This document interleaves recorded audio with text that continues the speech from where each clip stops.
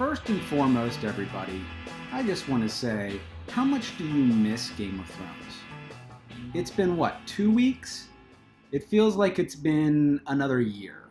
But you know what? We're pretty much going to have to wait a year because 2019 is what they're projecting. That is when Game of Thrones is likely to come back. And so we have a long time. We have a long winter. Sarah asks, are we not having a Game of Thrones episode? I would like to have a Game of Thrones episode. Not today. Today we're just going to talk about, we always talk about Game of Thrones, let's be honest. Everything is a Game of Thrones episode. It's just not going to be a dedicated Game of Thrones episode. I have to get a hold of Joe, and we actually have not spoken in real time since the season finale, so we have a lot to talk about. It does not look like Periscope is working today because Periscope isn't a good service. Ben, this is what happens when it's just me and I don't have you to fix things behind the scenes. All right.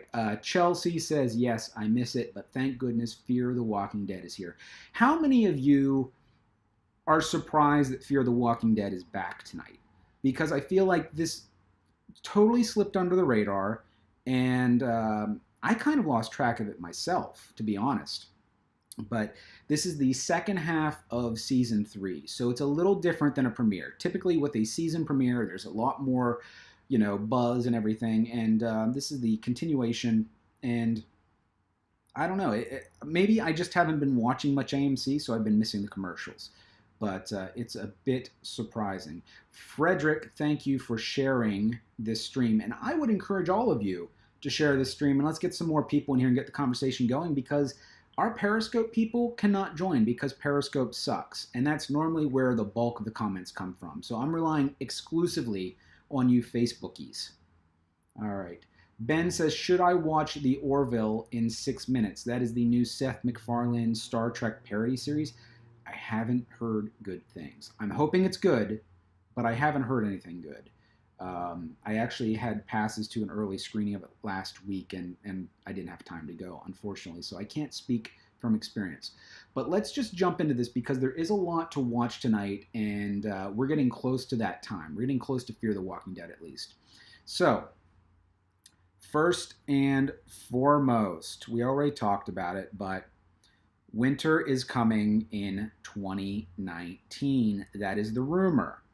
Okay, we all know that the final season of Game of Thrones is only going to be 6 episodes at this point. There's a rumor that they might be feature length. Again, it's a rumor. I expect probably the season premiere and probably the season finale will be at least, 80 minutes like we saw last season. But it's not confirmed. So with this production, it could come in 2018, but they're saying 2019 is entirely likely.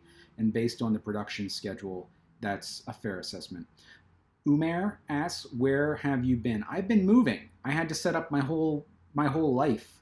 So I had to miss a couple of weeks. I was lucky to be able to watch Game of Thrones, actually. I moved in here basically like that weekend or the weekend before. And we did not have a last conversation, a season finale conversation. But I'm going to get Joe on here, and maybe next weekend we can do a Game of Thrones talk. I know it's a little late, but we all still want to talk about it.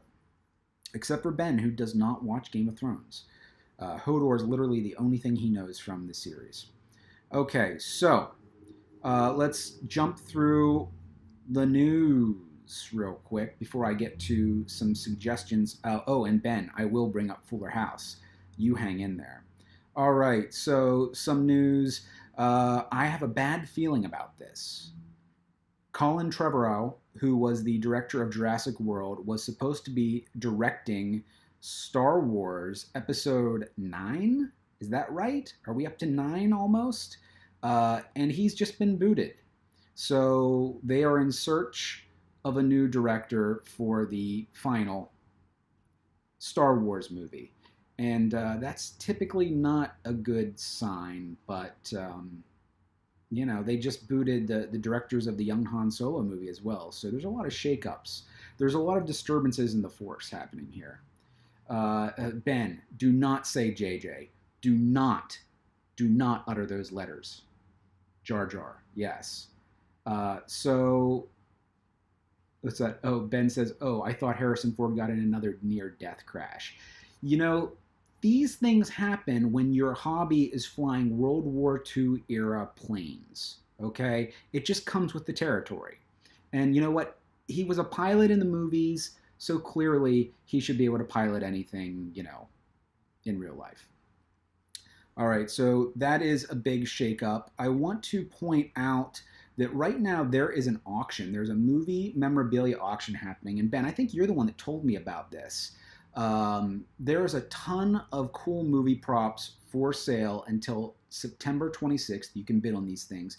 I posted a link. If you go to esn.tl, that's a short form of essential, esn.tl/prop auction, you will see such amazing items as the Marty McFly 2015 sneakers from Back to the Future 2, an actual copy of the fading photograph from Back to the Future, the Sports Almanac cover from Back to the Future 2, Marty McFly's cowboy outfit from Back to the Future 3. Yes, that's a lot of Back to the Future stuff, but those are my highlights because that's probably the best trilogy of all time. You're going to see some Batman 1966 stuff. They've got the Penguin hat and gloves. They've got Julie Newmar's Catwoman costume. They've also got a Batman Forever costume. They've got Mr. Freeze's freeze gun from Batman and Robin, which I was in the presence of one time. I actually had a friend that worked, he was a creative director for DC Comics, and I went to their office, and they had all these props when they still had their office in New York, which they don't anymore.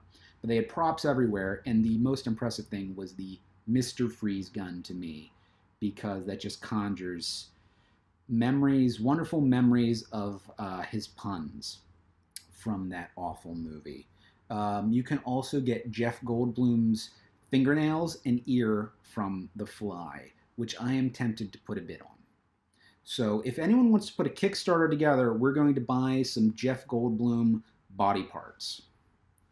So moving on to some other items of interest, Veep is ending after next season. This was announced by HBO, but where one series dies, another is reborn, because True Detective Season 3 is on track to come back. And the director of the movie The Green Room is the showrunner. And if you've not seen the movie Green Room, it was Anton Yelchin's, I don't know if it was his last movie that he shot or the last that was completed. But regardless, Anton Yelchin tragically died recently, and Green Room was such a good movie, and so I feel good about the director of that helming True Detective after the completely forgettable Season 2. James Bond. There's a bidding war for 007, and it is not just the usual suspects like Warner Brothers and Sony who are bidding for the rights to this franchise, but Apple and Amazon are apparently also interested.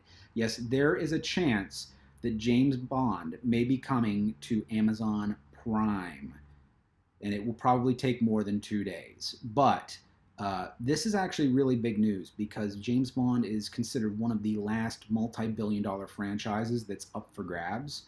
And so if Apple or Amazon buys James Bond, that's kind of a serious shakeup in the world of movies and TV and pop culture. That's a big, big deal. Literally, it's a big deal. It will be worth billions of dollars. So I'm watching this with great interest. And in the meantime, there is at least one more Daniel Craig starring James Bond movie on the way. So we have that to look forward to. They pulled him back in. All right, so now I want to talk about the big movie that is just killing it in the theaters right now. Yes, I literally just came from this movie like an hour ago, and it was everything that I wanted it to be quite honest. This is It, the Stephen King adaptation, and as disappointed as I was about The Dark Tower, as much as that missed the mark, it hits the mark. Real quick though, I see a great recommendation from Travis Jones. Michael Fassbender should be 007. He could rock James Bond. He would be a good choice. But I like Daniel Craig. I'm not eager to see him go. And I think that probably after he goes, they'll get someone that's totally out of nowhere. Fassbender would be great. I just don't expect that, or someone of that profile, someone that big already to get the role. Yeah. Sarah says, yeah, I don't do clowns because of the original. So this, I have to say, the It adaptation, the new one, it takes some liberties with the source material, but it makes all the right changes. So it is setting records right now. Apparently, it is the third highest opening weekend of 2017. So to put that in perspective, it has made third most money in a weekend opening behind Beauty and the Beast and Guardians of the Galaxy, and it beat Spider-Man. Yes, it beat Spider-Man. That is a big deal. So now there's no competition essentially in the theaters. Everything else is kind of a wasteland. But this movie really does live up to the expectations, and so I would recommend everyone see it. If you cannot make it to the theaters, the old 1990 TV movie is airing on like Spike TV or Sci-Fi. I've been seeing it like for the last 2 weeks, and it hasn't aged terribly well.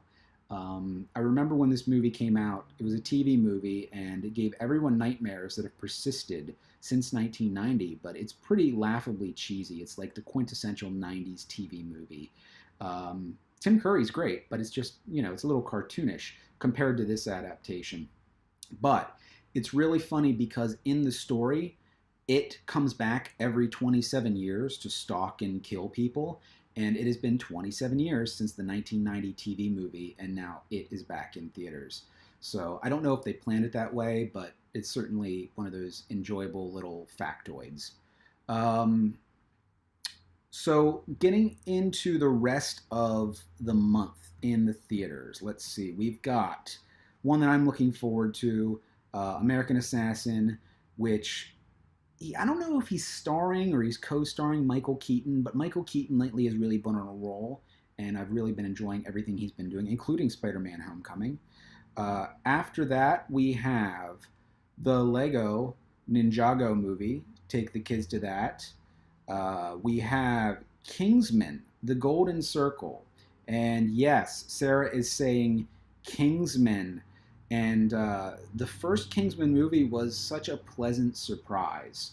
I had no expectations. I was not familiar with the source material. It is a comic book apparently, but it's not like a big one that I had heard about. And Kingsman, the first one was really good, and this one looks just as fun. It's got Channing Tatum, it's got a great cast, and I think it's got Pedro Pascal, otherwise known as Oberyn Martell from Game of Thrones. We miss you, Oberyn. So yeah, I'm looking forward to this one. Another movie that's coming out later this month. Oh, and Travis says, I'm just waiting for Thor and Justice League. And I'm waiting to see which one does better box office, Thor or Justice League. Because if Thor beats Justice League, if Thor and the Hulk teaming up in this buddy movie beat the entire Justice League in terms of box office sales, that is a real bad sign for DC. And I know they're course correcting, and Joss Whedon has been brought in to sort of fix the movie and take over from Zack Snyder, but I feel like it was probably too far along to make a significant change. And there's also a bad taste in a lot of fans' mouths from the previous go-arounds, with the exception of Wonder Woman, which was pretty universally acclaimed. So I'm not a hater. I want Justice League to be great. I'm just saying that this is going to be a really interesting thing to watch, because it's going to be telling that if Thor beats the ultimate DC movie, or what should be the ultimate DC movie, then it means that fans have really kind of lost faith in DC and Warner Brothers. But anyway, that is later this year. But coming out, let's see, what's the date? American Made is the 29th. This is the Tom Cruise movie. He plays a drug smuggler, and I'm really looking forward to this one. It looks really great, and if you liked movies like Blow, and you liked movies with Tom Cruise, then you're probably going to like this movie, because it looks like Blow with Tom Cruise. All right, and then It's next month, but I'm just going to tease you right now. This is a highly anticipated movie. Highly anticipated because people have been begging for a sequel to this original since 1982. Blade Runner 2049 comes out on October 6th. Ryan Gosling, Harrison Ford. Yes, the same way they talked Harrison Ford into coming back to Star Wars one more time, they talked him into coming back to Blade Runner. So apparently Harrison Ford has been in an agreeable mood lately. Those brushes with death, I don't know. Sarah says Wonder Woman gave me hope for Justice League. Me too. It's just that Wonder Woman was directed by a completely different person than has been helming all of the Batman v Superman, the Justice League stuff. It was Patty Jenkins that was the creative behind Wonder Woman, and Zack Snyder was really the guy for Justice League. And so that makes me a little hesitant. Joss Whedon came in. I'm sure that they're amping up the Wonder Woman in the movie, but still, it's a different creative voice behind the scenes. So just because Wonder Woman was great does not mean that Wonder Woman will be great in Justice League. I hope. I hope she is. I hope it's a great movie. All right, speaking of some great movies that you may want to catch this month on TV and streaming services, we've got another comic book movie. This is Hellboy 2 on HBO. It is currently on HBO. This is the sequel to Hellboy. It is kind of a cult favorite, although the second one is very hard to find. It's typically not available on streaming services for some reason, and so you might want to catch that amidst all the whitewashing scandal regarding the reboot of the series, which I won't get into right now, but there is a reboot of Hellboy coming, and there's a lot of controversy around it at the moment. Another favorite that you may want to consider catching on HBO, both Addams Family and Addams Family Values. Oh, I'm sorry, they're on Hulu, not HBO. Another duo, a dynamic duo, if you will, is Batman, 1989's Batman, and Batman Returns. The two Michael Keaton movies are also on Hulu. And if it is not enough Stephen King for you, you can catch Maximum Overdrive on HBO. Yes, this is the movie with the killer trucks. Not to be confused with Christine, with the killer car. Now, what would happen if Maximum Overdrive fought Christine? That is the crossover I want to see. The killer trucks versus the killer car. Stephen King must have had a really one-track mind when he did those books. All right, another classic that you may want to consider, Tron, is available on HBO presently. And another that is a cult classic and a personal favorite of mine, don't laugh, Biodome. And yes, Biodome is the second best Pauly Shore movie, after Encino Man. Arguably, Son-in-Law is up there, but Biodome is firmly a number 2 for me after Encino Man. All right, and what is it with Stephen King? There's so much Stephen King. Carrie is available on Amazon and Hulu right now. Look at her. She's so happy. She's the prom queen. What could possibly go wrong? Well, you're going to have to watch Carrie to find out. Sarah says, Batman Returns is my favorite Batman. Batman Returns is very good. I don't know if it's better than the 1989 Batman, though. I don't know. They're both pretty good. And speaking of that prop auction earlier, you can actually buy Jack Nicholson's Joker outfit from the 1989 Batman movie right now on that prop auction that's ending, I think I said the 26th of September. And Travis loves Biodome. Thank you. Thank you. Listen, I'm a non-apologetic Pauly Shore fan. I love the Pauly Shore movies.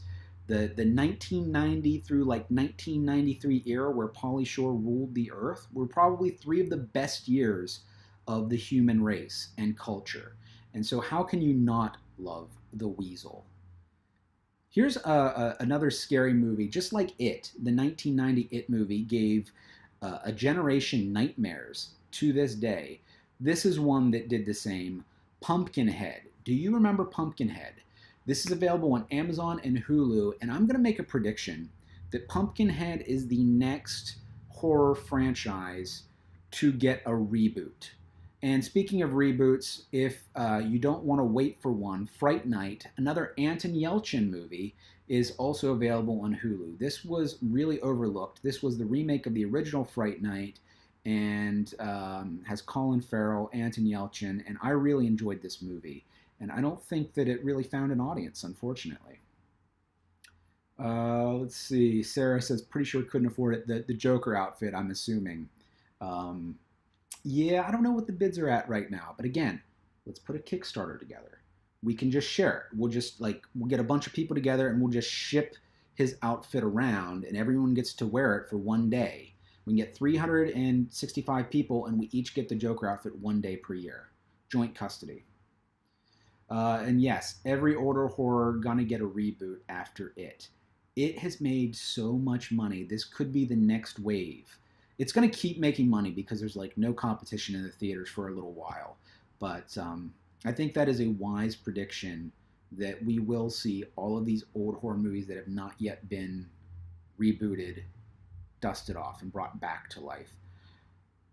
Pun totally intended in the case of our friend Pumpkinhead who was resurrected.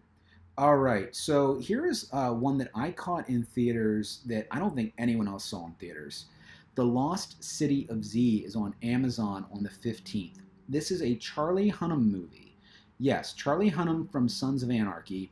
This is based on a true story. He goes into the Amazon to search for a lost city, and Tom Holland, aka the new Spider-Man, plays his son. This was a really, really good movie that I really enjoyed, but I like the subject matter. But the tragedy of this movie is that it was in theaters the same time that King Arthur was in theaters. So you had Charlie Hunnam starring in King Arthur and Charlie Hunnam starring in The Lost City of Z, when basically the only other movie I can think of him ever starring in was Pacific Rim. So the Charlie Hunnam fan base, which is not as big as a lot of fan bases, but you know, I'm sure there's a lot of people that like him, they were split between the two. And I think they chose King Arthur because, as I said, I don't think anyone saw this movie, and I really thought it was good. So speaking of movies that a lot of people thought were good, apparently, La La Land is available on HBO on the 16th, in case you did not see it. The live-action Beauty and the Beast hits Netflix on the 19th. Assassin's Creed, with Michael Fassbender, who would be a good choice for James Bond, hits HBO on the 23rd. And there's one I really want to draw attention to because for some reason we're on a Stephen King kick. This is called Gerald's Game. It is a Stephen King adaptation, and it is coming to Netflix. I'm pretty sure that this is a Netflix exclusive and it's premiering there. But if you haven't seen the trailer for this, it kind of came out of nowhere for me. I was not familiar with it. I know a lot of Stephen King material, but I was not familiar with Gerald's Game. You should really watch the trailer for this because it looks like chilling in a different way than usual. It is not killer clown scary. It's a different kind of scary. Oh, and Sarah says Halloween is coming. So that's a good excuse to be on a Stephen King kick, to be quite honest. And going completely out of left field from horror movies to a fun comedy that I really enjoyed in theaters, Why Him, with Bryan Cranston from Breaking Bad and Malcolm in the Middle and Power Rangers and James Franco. And the same way that I appreciate the art of Pauly Shore, I appreciate the art of James Franco. I think that James Franco could not exist without Pauly Shore. He's kind of like the refined version of Pauly Shore, where he dropped a lot of the catchphrases, but he's got that same kind of stoner, goofy charm. And so James Franco is the prime time version of Pauly Shore. I'm just going to put it out there. And there's nothing wrong with that. Nothing wrong with that at all. All right, on Netflix, going to TV that is now available. In case you haven't seen, Narcos Season 3 is on Netflix. And again, we've got our boy Oberyn Martell from Game of Thrones, Pedro Pascal. He is starring in this season. And I actually haven't seen Narcos Season 2 yet, but Season 1 was really, really great. And so I've heard good things about both Season 2 and now Season 3. So this is available. if you miss Pedro Pascal from Game of Thrones, you can at least catch him in a bunch of other things because this guy is getting lots of work, and rightly so. Hodor, Sarah. I still have my giant drink from seeing it today. All right, so what else do we have on the old list? Oh, speaking of killer clowns, have you seen American Horror Story Cult yet? This came out, I want to say last week was the premiere. I'm actually behind. I haven't had a chance to watch it, but this is the season that was inspired by the 2016 presidential election and got a lot of press because of that. And apparently clowns and cults and clown cults feature prominently in this season, and I have high hopes for it. Roanoke was completely unwatchable in my opinion. I love the first season of American Horror Story, and every season after has gotten a little worse and a little worse. I really didn't like Hotel, but I watched the whole thing. And then Roanoke, I started watching, and the whole found footage thing, I'm like, I'm out. I cannot watch this anymore. So very disappointed in Roanoke, but this one is looking to get back to at least a higher standard of production versus like the found footage thing that was really annoying. And Sarah says, I haven't been able to watch AHS since Asylum. Asylum was really, really good, but the aliens took it a little too far. If they would have taken the aliens out of the storyline and really focused on like the mutants and the Nazis and the possession and all the other things they had going for them, Asylum would have been the best season by far. But because they went like one step too far, I still say that Murder House, the first season, is the best. But it's been diminishing returns. Every season is a little worse than the one before it. And I've continued to watch until last season. And I'm wondering, I haven't seen what the ratings are for Cult.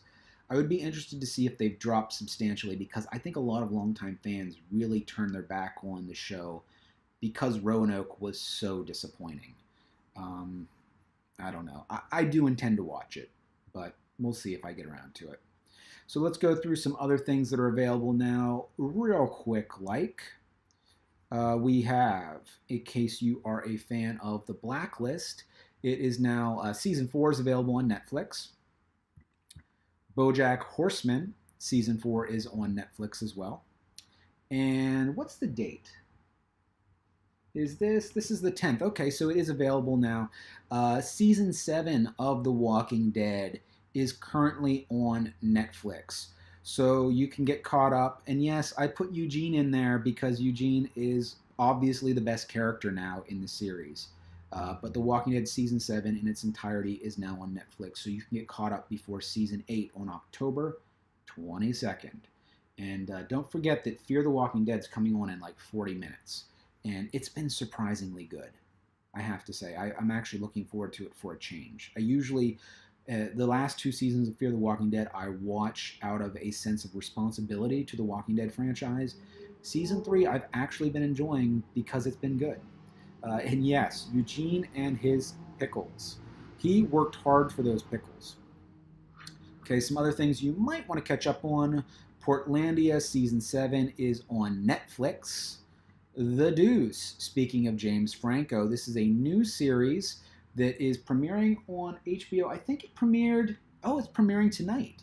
So The Deuce is the new series set in the 70s in New York about the pornography industry, and it should be interesting. It has James Franco playing 2 roles. He plays his own twin, which we just saw recently in Fargo, where Ewan McGregor played his own brother. So now The Deuce is doing the same thing with double the Franco. We never got double the Pauly Shore, and that is a true tragedy. But yeah, you can catch The Deuce tonight on HBO. Here's a show that I always recommend to people, and I do not know why people do not talk about this show. I guess they're just not discovering it because it's on Starz. Outlander. Outlander is back tonight, or you can catch it on Starz On Demand right now, although I would encourage you to stick around and finish watching my stream. But Outlander is one of those shows. It's like prestige TV. It's got a huge production quality. It's got an incredible cast. It's from a great book series. It's the kind of thing that people should really be hyped up about, but I just feel like it hasn't found its audience yet because Starz is just that premium network that people don't know by name yet. They're still working on it. They're building shows like Outlander, and that has to come first. But If this show were on HBO, people would be all about it. But instead, it's like there's this cult audience that really loves Outlander. And I feel like, it'll keep going. It's based on these books, and we know there's a lot of material to work with.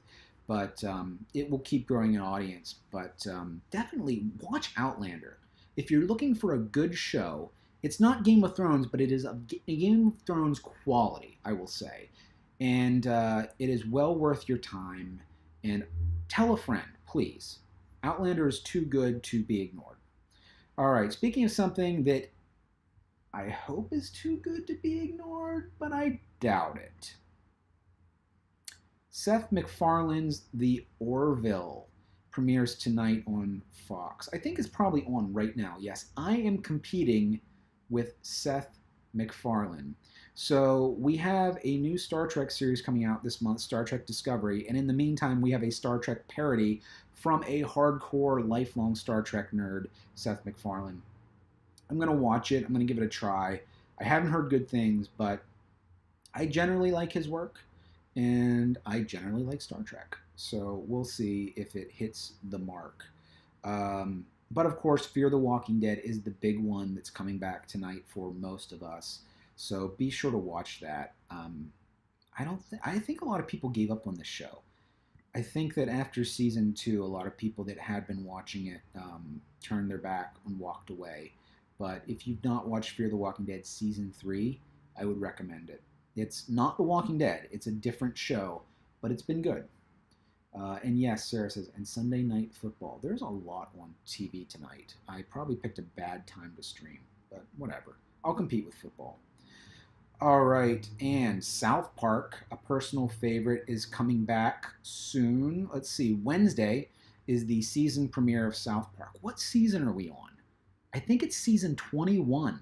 Yes, South Park is now legally old enough to drink in the U.S., and if you have not caught it, there's been a South Park marathon on Comedy Central. It's like all day, every day, except I think they're showing The Daily Show on Comedy Central, which I've been watching. I've basically kept it on TV. And Sarah says the same thing. South Park, been watching the marathon. Yeah, it's great. I just like turn on South Park and just leave it on. They're not all great episodes, but there's enough of moments sprinkled in that even the bad episodes are pretty enjoyable. All right, some other things that you might want to watch this month. Vice Principal Season 2 premieres on HBO. And that is on the 17th. Danny McBride, Walton Goggins. They are great. They are funny. Give them a try. Gotham, that completely off the wall, dare I say, batshit crazy TV series based on the early days of Bruce Wayne / Batman is coming back. Season 4 premieres on the 21st, and the same day Season 3 is available on Netflix. And this is a love it or hate it kind of thing. A lot of people just cannot get with Gotham because it takes such liberties with Batman. But as a Batman fan, I love Gotham. It's different. I like the Adam West Batman. I like the Michael Keaton Batman. I like, the Batman Begins, the Dark Knight trilogy. I like Ben Affleck's portrayal. I like Batman in all shapes and sizes and flavors. The Batman animated series. So I am totally into Gotham. It is just an alternative to, I guess, the waiting for Batman between movies. Transparent. Season 4 hits Amazon. This is Amazon's biggest, most prestigious award-winning show. And speaking of prestige TV, oh yeah, Netflix on the 22nd, new episodes of Fuller House. I know you've been waiting for it, and I know you're going to ask, and yes, one of these days, we're going to do a Full House stream. It's going to be all Full House. We're not even going to talk about Game of Thrones when we talk about Full House. That's how serious we are about Full House. Okay, and I mentioned it already, but yeah, Sarah, I knew you were going to call me out. You still haven't done a Fuller House episode. We will. The mood has to be right. The stars have to align. This is going to be our opus. This is going to be our Citizen Kane. In fact, I'm going to do my best to get Dave Coulier as a guest. I'm just going to throw it out there now, and if I can't get Dave Coulier, I'm going to get the guy who played Steve. I think he's attainable. He should be, at least. I'm not going to set the bar way up here and say we're going to get an Olsen, but we're going to go for Steve. Yes. So I mentioned it already, but this bears repeating.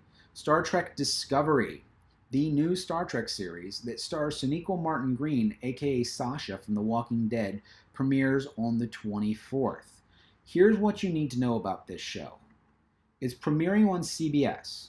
CBS has the rights, the TV rights to Star Trek, but all subsequent episodes in the US will only be available through the CBS All Access subscription streaming service, which means I'm probably not going to watch this show because I do not need to subscribe to CBS. I really don't watch CBS. I don't watch anything else on the entire network. I'm not going to subscribe for like $7 per month to one show when Netflix gives me so much and Amazon gives me so much and Hulu, if I chose to subscribe to it, would give me so much. So I feel like a lot of fans are going to go the same direction, and I worry about the future of Star Trek because I just don't think this is going to work. I hope it's a great show. I hope it is such a great show that it's worth paying the extra $7 per month basically just to watch this. But I don't expect that. Now, in other countries, in Canada, it's on regular TV. And everywhere else in the world, it's a Netflix exclusive. So elsewhere in the world, if you have Netflix, you'll be able to watch Star Trek Discovery for no additional cost than what you already pay for Netflix. But maybe that would be enough that even if it fails in the US because ain't nobody subscribing to CBS All Access, it will get enough views, enough money. I don't know. We'll see. I hope it's good. I really hope it's good. But even if it's good, I'm just not going to do it. I'm just not. Sorry, CBS. It was a noble effort. All right. And speaking of other sci-fi shows that you can look forward to, but might meet an untimely demise, and by might I mean definitely, Dark Matters has been canceled by Sci-Fi, but season 3 is available on Netflix because I've said it before and I've said it again, don't even bother starting to watch a sci-fi TV series because they will be canceled. Sci-Fi is notorious at canceling shows. And so I won't watch any series on Sci-Fi anymore. I just won't because I know that eventually the rug will be pulled out from under me. But going back to CBS, Young Sheldon premieres on, what's the date? The 25th. This is the prequel to The Big Bang Theory, starring a young Sheldon, and I guess you could watch that on CBS All Access as well. You know, make the most of your $7 by watching Big Bang Theory and Young Sheldon and Star Trek. I won't. But speaking of prodigies, The Good Doctor. This is one that I actually am looking forward to. This is coming to ABC, and it stars Freddie Highmore. It is premiering on the 25th. So basically the premise of this, it's kind of like Doogie Howser if Doogie Howser was autistic. Very timely. And Freddie Highmore, if you have seen Bates Motel, you know Freddie Highmore is an incredible young actor. And he is reason enough to watch this alone because Bates Motel is one of those shows like an Outlander that I feel has not received the attention it deserves. And I think it's because it was buried on A&E and didn't have a whole lot of other stuff around it. Like if Bates Motel had been on AMC, it would be huge. But it kind of went along for, I think 5 whole seasons, and a lot of people just never caught on to it. But Freddie Highmore and Vera Farmiga were the 2 leads in that show, and he is so good.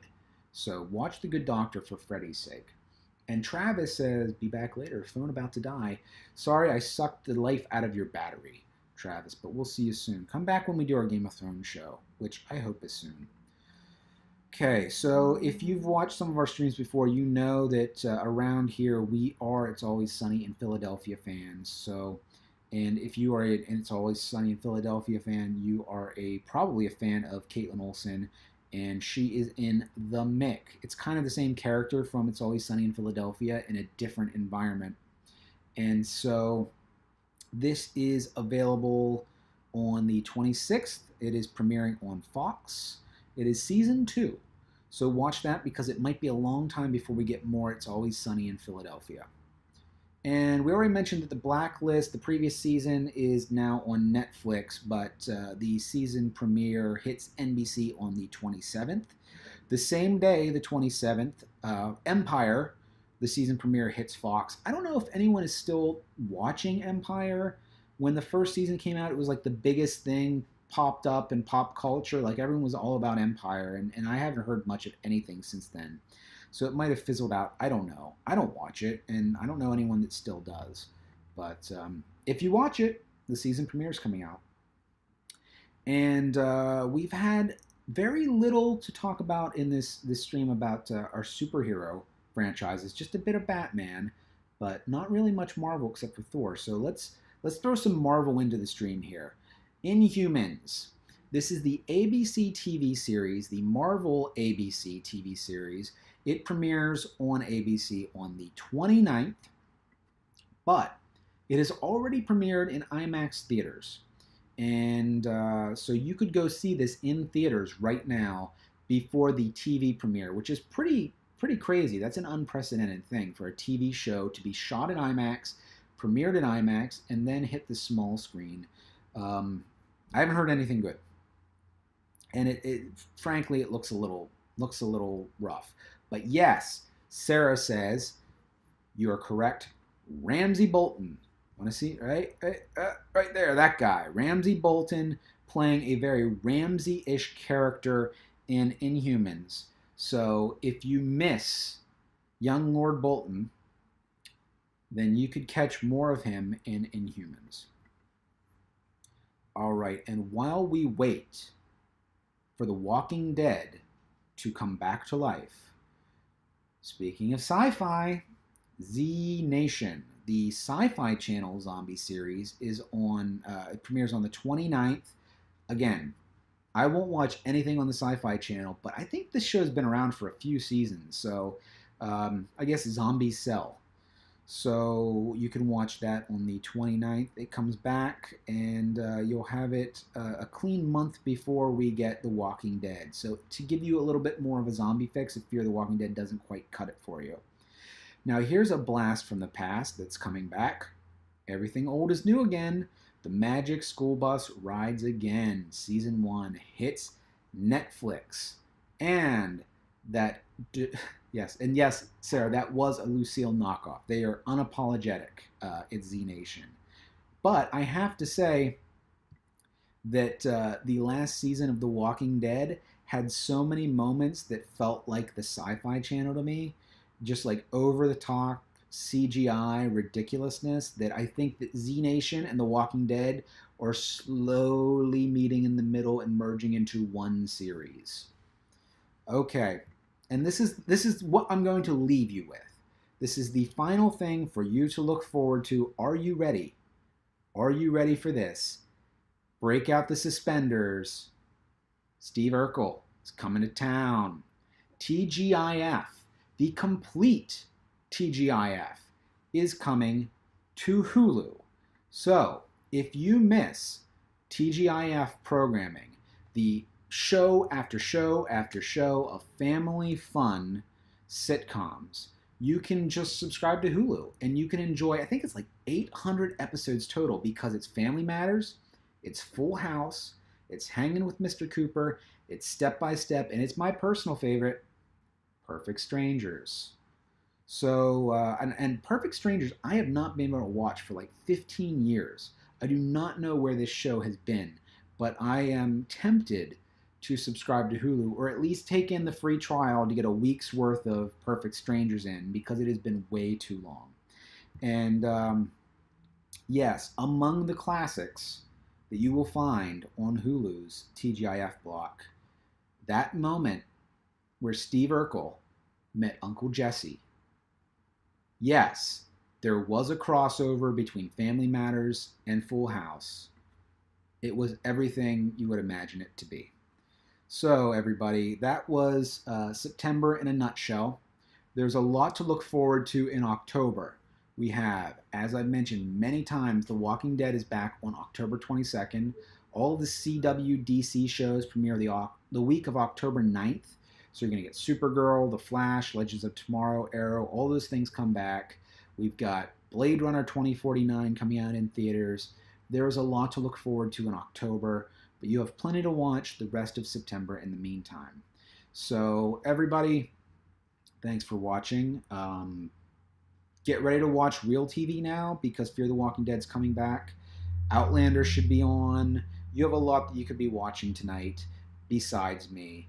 And I promise you, I'm going to find Joe. He's been in his laboratory working on art, but I'm going to find Joe and we're going to talk about Game of Thrones. Oh, and one last piece of news for Game of Thrones fans in the New York City area.